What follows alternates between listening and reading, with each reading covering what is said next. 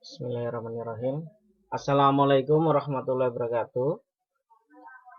Perkenalkan, nama saya Rohmat Edi Saputro SPD dari SMK Negeri 1 Kutasari, calon guru penggerak angkatan 6. Nah, di sini saya akan menjelaskan tentang tugas dari guru penggerak, yaitu koneksi antar materi, refleksi dan kesimpulan pemikiran Ki Hajar Dewantara.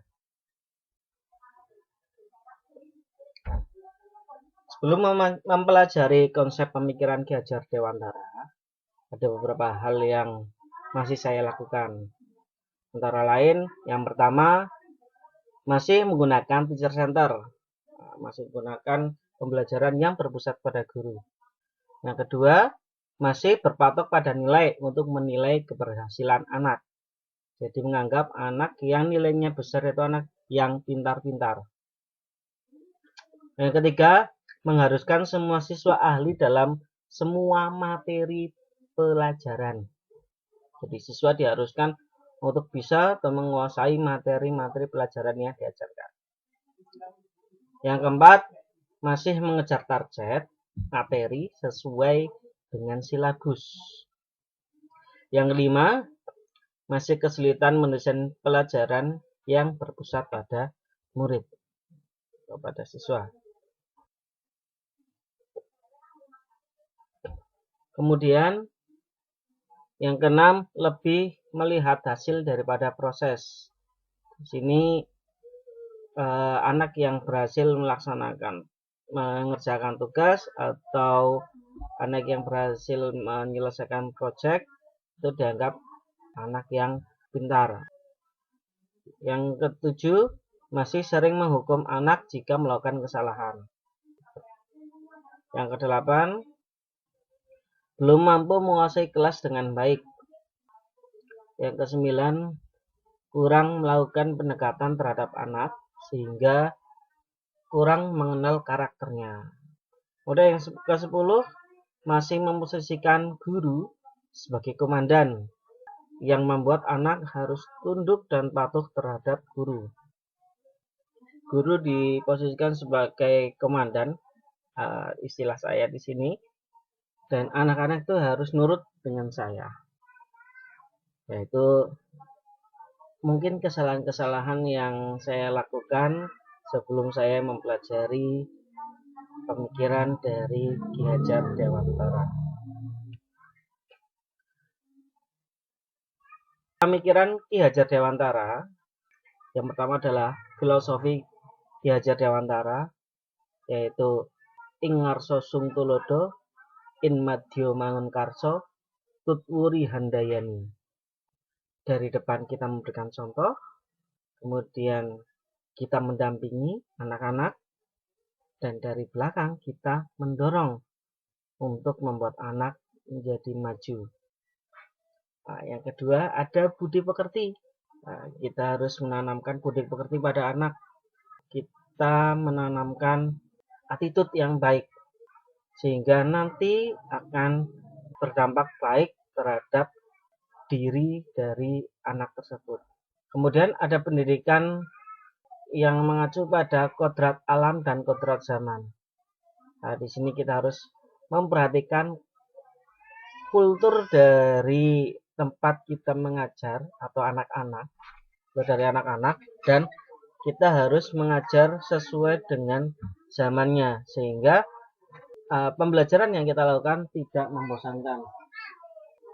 Kemudian setelah mempelajari konsep Ki Hajar Dewantara, saya berusaha menerapkan beberapa. Yang pertama, mencoba menggunakan student center. Sedang mencoba melakukan pembelajaran yang berpusat kepada siswa. Yang kedua, tidak hanya berpedoman pada nilai untuk mengetahui kemampuan siswa. Yang ketiga, mengajar dengan lebih santai tanpa harus menekan siswa ahli dalam segala materi. Yang keempat, materi berpedoman pada kebutuhan industri. Sudah tidak lagi mempelajari sesuai dengan silabus yang banyak sekali, tapi langsung mengajarkan apa saja yang dibutuhkan industri, sehingga nanti ketika anak lulus mereka sudah mempunyai keterampilan yang memang dibutuhkan oleh dunia industri itu sendiri. Yang kelima, memposisikan guru sebagai penuntun.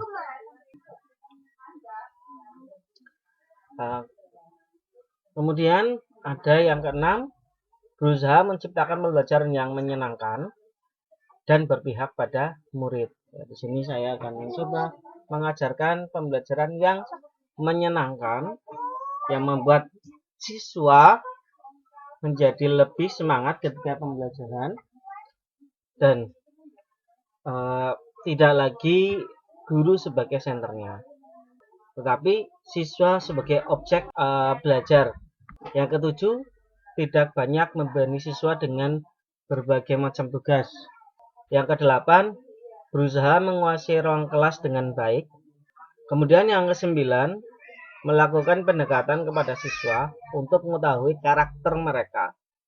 Ini saya lakukan supaya saya lebih mengerti bagaimana anak-anak itu mempunyai karakter yang seperti apa, sehingga saya tidak melakukan kesalahan ketika harus mengarahkan atau memaksimalkan potensi dari anak.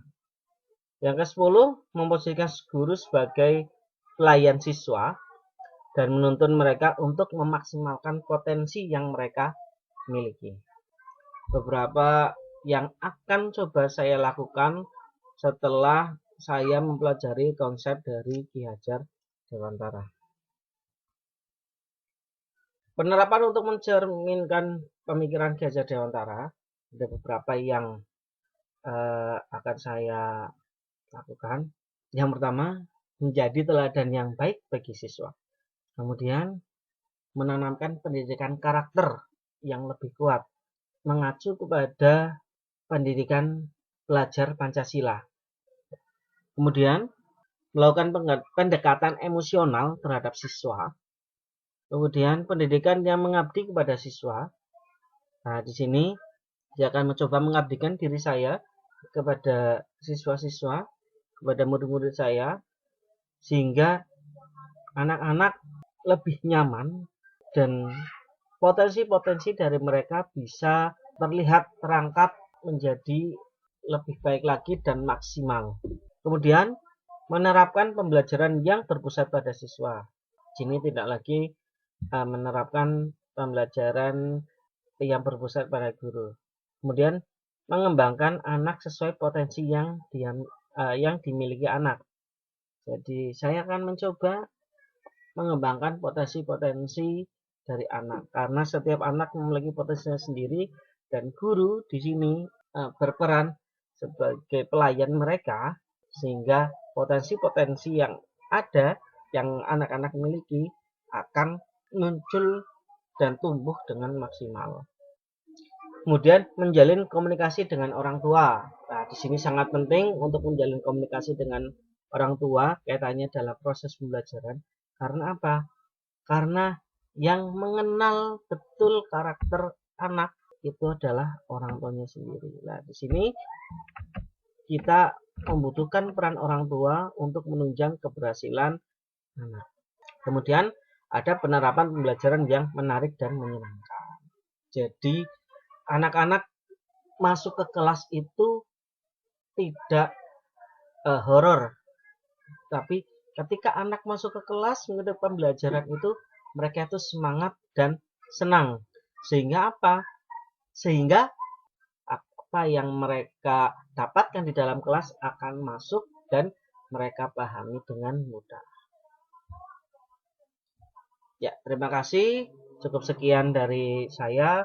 Apabila banyak kata-kata yang kurang pas atau kata-kata yang salah atau ada kata-kata yang menyinggung, saya minta maaf yang sebesar-besarnya.